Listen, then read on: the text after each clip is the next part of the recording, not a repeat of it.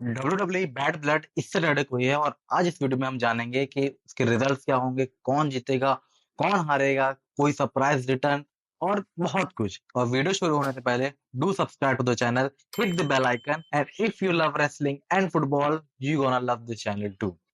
तो पहला मैच है the most awaited, anticipated, decapitated, नहीं डिकैपिटेटेड नहीं, most awaited match CM Punk versus Drew McIntyre inside Hell in a Cell. अब देखो, ये मैच वैसे ही एक्सपेक्ट कर रहा हूं मैं जैसे कि होना चाहिए। ब्रूटल, ब्लडी और एकदम मतलब जान के प्यासे लोग लड़ने चाहिए एक दूसरे से। मैं केवल यही एक्सपेक्ट कर रहा हूँ इस मैच से और मैं चाहता हूँ यही डिलीवर हो। रही बात रिजल्ट की, I think it's obvious CM Punk will win the match. Because देखो, ये एक vintage old time, old type एक हीरो वर्सेस विलेन की कहानी जैसी है। Evil versus evil versus good, face versus heel. तो ऑब्वियसली ये सीएम पंक को ही जीतना चाहिए। और क्योंकि देखो, अगर तुम राइवलरी को देखोगे, फ्यूड को देखोगे, तो ये थोड़ा इमोशनली भी सीएम पंक को वो करती है। उसका ब्रेसलेट हो गया, उसकी फैमिली का कॉल अप हो गया। तो ये सब के कारण मुझे लगता है शायद सीएम पंक ही जीतेगा। अब रही बात इस मैच के बाद इन दोनों का क्या होगा, तो मेरे हिसाब से तो CM Punk versus Seth Rollins अभी भी कार्ड में है फॉर द रेसलमेनिया 41। वो रेसलमेनिया में होगा, चाहे कुछ भी हो जाए, क्योंकि रेसलमेनिया 40 में तो हो नहीं पाया, तो अब 41 में ही वो होगा। बट अभी सेथ रॉलिंस ब्रॉन्सन रेड के साथ फ्यूड में है, मतलब शुरू होने वाला है इस मंडे को, हमने देखा ही है। अब ऐसा हो सकता है कि सीएम पंक को गूंथर के साथ फ्यूड में ले आया जाए for the feeling of this royal rumble तक का जो एक फेज है सर्वाइवर सीरीज लेके। ये फेज फिल अप करने के लिए शायद सीएम पंक वर्सेस गूंथर के लिए एक स्टोरी लाइन प्रेडिक्ट की जाए। क्योंकि गुंथर भी अभी सैमी देन के साथ जो रॉ में मैच होगा, मुझे लगता नहीं उसके बाद उनकी राइवलरी को आगे बढ़ाएंगे, क्योंकि हम पहले भी गुंथर वर्सेस सैमी देन देख चुके हैं। 2 बार 3 बार शायद देख चुके हैं। तो मुझे लगता नहीं कि अब दोबारा ये करेंगे। एक मैच होगा, एक मैच के बाद गुंथर जीत जाएगा, सैमी देन चला जाएगा, फलाना ढिंगाना जो भी होगा। फिर मुझे लगता है ये फिल अप मैच के लिए गुंथर वर्सेस सीएम पंक करेंगे। रही बात ड्रू मैकिंटायर की, आई don't think Drew McIntyre royal rumble तक हमें अपीयर भी होगा शायद, क्योंकि अभी ड्रू मैकिंटायर के लिए कोई एक प्रॉपर फ्यूड नजर नहीं आ रही मुझे रॉ रोस्टर में। तो मुझे लगता है रॉयल रंबल तक शायद ड्रू मैकिंटायर एब्सेंट ही हो जाए, एक इंजरी की तरह, जैसे चले जाते हैं नॉर्मली सुपरस्टार मैच हारने के बाद, रोमन जैसे समर स्लैम में आए।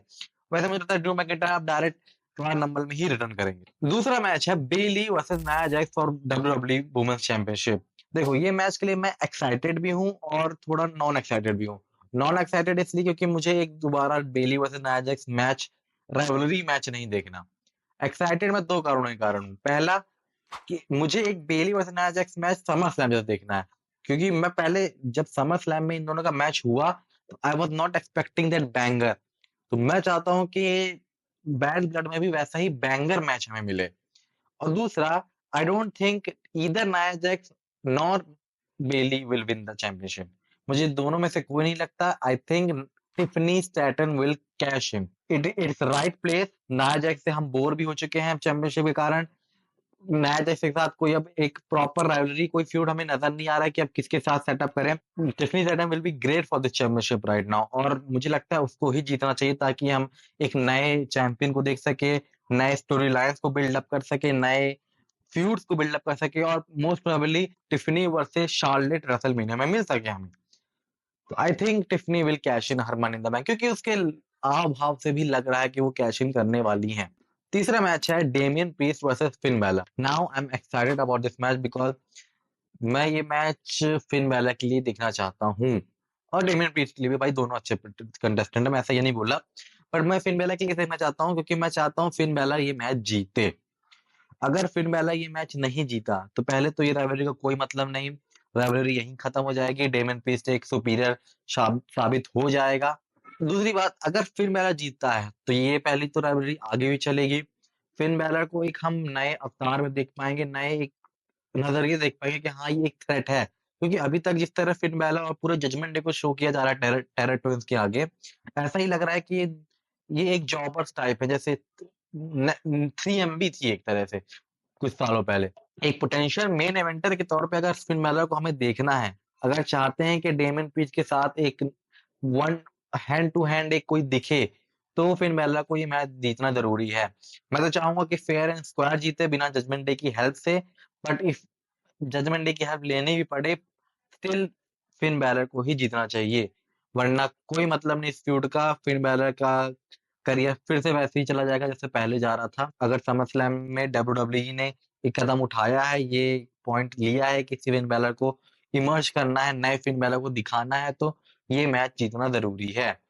So goes to the match number 4, which is Rhea Ripley versus Liv Morgan for WWE World Championship match। इसमें भी अगर लिव मॉर्गन जीतेगी, तब ये राइवलरी का कुछ आगे बढ़ेगा, तब ये फ्यूड आगे बढ़ेगा, वरना जिस जैसे ही रिया रिप्ली ये मैच जीत जाती है, चैंपियनशिप जीत जाती है, फ्यूड वहीं खत्म।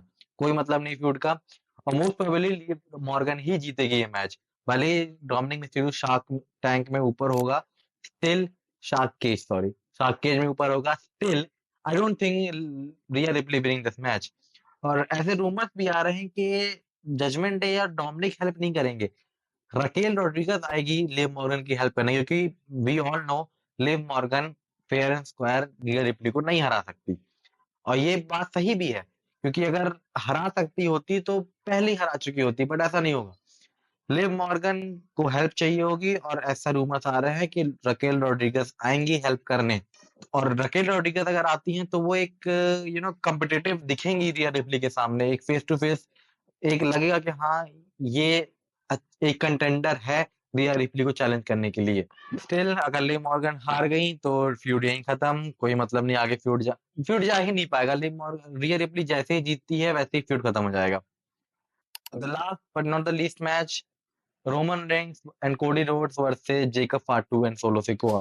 Now, on paper, the winners are confirmed. Cody Rhodes and Roman Reigns. हमें पता है कि कोडी रोड्स और रोमन रेंस अगर एक मैच में हैं, एक साथ हैं, तो उनको कोई पिन तो नहीं कर सकता कभी भी।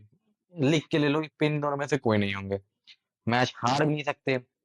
बट आई हैव दो एक सिनेरियो हो सकते हैं इसमें। पहला, मेरे ख्याल से दोनों टीम में से कोई भी टीम नहीं जीतेगी, क्योंकि ब्लड लाइन भी अगर नहीं जीतती है, तो जो सर्वाइवल सीरीज में वॉर गेम्स के लिए एक प्रिडिक्शन लगाया जा रहा है blood line versus blood line का, वो सेंस नहीं करेगा किसी तरह। क्योंकि अगर रोमन ने पहला मैच ही आके जीत जाता है ब्लड लाइन से, जो डोमिनेंट फोर्स है स्मैकडाउन की अभी तक, जैसे जजमेंट डे रॉ में, वैसे ही अगर रोमन इसे जीत जाता है, तो देयर इज नो वे के ब्लड लाइन को हम एक सेट की तरह देखेंगे फिर से। दूसरा, रोमन रेंस और कोडी रोड्स भी नहीं हार सकते, तो मुझे लगता है कि ये मैच केओस में खत्म हो जाएगा। कोई भी नहीं जीतेगा, ब्लड लाइन के बाकी मेंबर्स आएंगे, अटैक करेंगे। रूमर्स ऐसे आ रहे हैं कि जिमी ऊसो या पॉल हेमन या both could return in the bad blood. तो कुछ भी हो सकता है, ऐसा नहीं होगा कि ब्लड लाइन रोमन नेक्स हारेगा। रोमन नेक्स तो नहीं हारेगा। अगर ब्लड लाइन हारती है किसी भी चांस से, तो वो यही होगा कि जिमी ऊसो और पॉल हेमन में आएंगे हेल्प करने। Otherwise I don't see blood line losing either.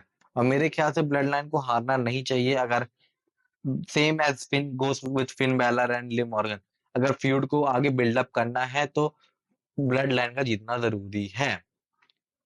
तो these are my prediction. Comment down below what you think about it. Like करो वीडियो को, शेयर करो, और अपने कमेंट करके बताओ भाई कैसी लगी video. Till then, good bye.